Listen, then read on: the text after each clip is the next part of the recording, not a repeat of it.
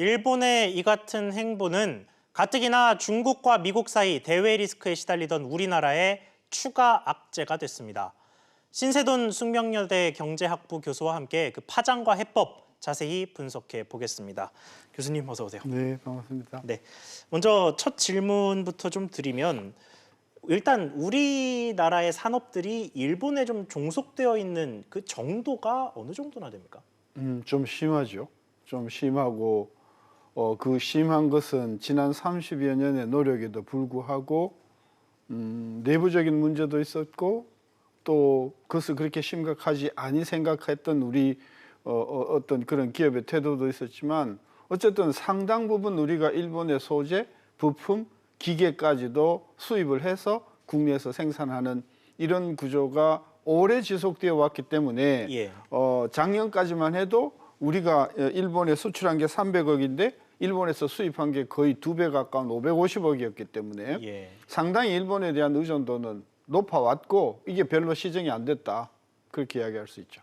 자, 그렇군요. 그러면 일본이 이번 수출 제한을 조금 더 확대를 한다면 그 영향이 뭐 클 수밖에 없겠네요. 굉장히 아무래도 커질 이런 거죠. 거니까. 커지고 일본한테 우리가 의존을 많이 해서 커지는 것도 있지만 이 문제가 이 확전이 되면 아무래도 이 불똥이 이제 다른 분야로 튈 수가 있겠죠. 예를 들면 뭐 인적 교류라든지 예. 기술 개발이라든지 뭐 금융 문제는 차치하고라도 우리가 일본하고 코를 맞대고 살아온 지가 뭐 1000년이 넘는데 예.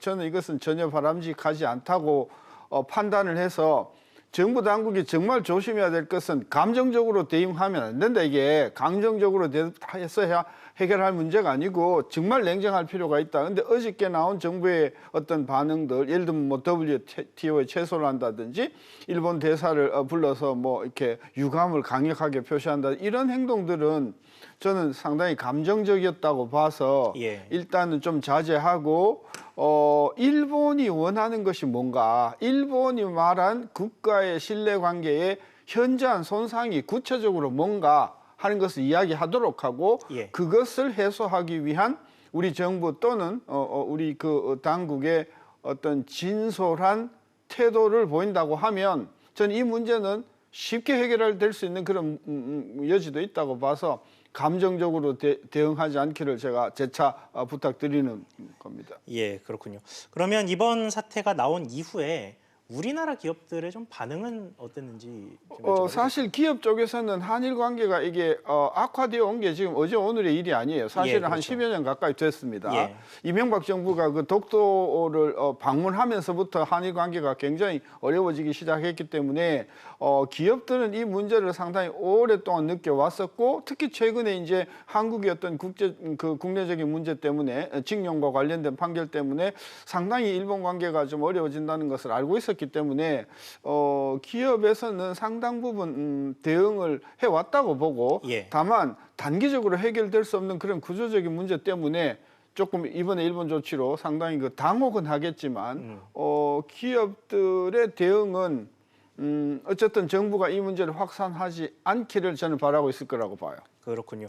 그러면 사실 우리 기업들의 반응이야 뭐 사실 예측이 좀 가능하긴 한데 일본 내부의 반응도 좀 궁금합니다. 일본 내부의 지금 뭐 반도체 관련 업계라든지 이런 곳들의 반응은 좀 어떠세요? 뭐 우리가 일본의 굉장히 중요한 바이어니까 자기네들이 물건을 못 판다고 하면 상당히 타격이 있겠죠. 예. 그러나 일본 기업들도 저는 궁극적으로 걱정하는 것은 제가 걱정하는 바와 마찬가지로 한국 정부가 굉장히 강공으로 나오고 오늘 또 아베 수상이 앞으로 이 수입 규제, 이 수출 규제를 더 확대하겠다라고 하는 발언이 나오는 것을 보면 예.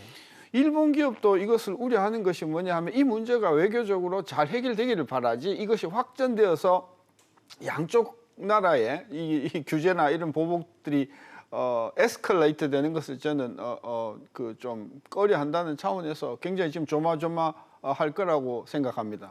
자, 그렇군요.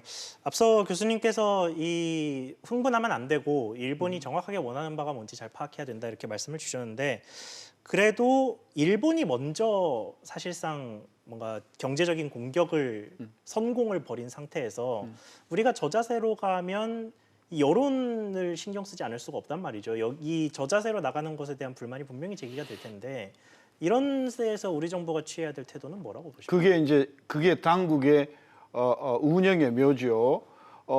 국민의 여론은 굉장히 흥분하기가 쉬워요. 정부가 그 흥분을 부추기면 안 된다는 거죠.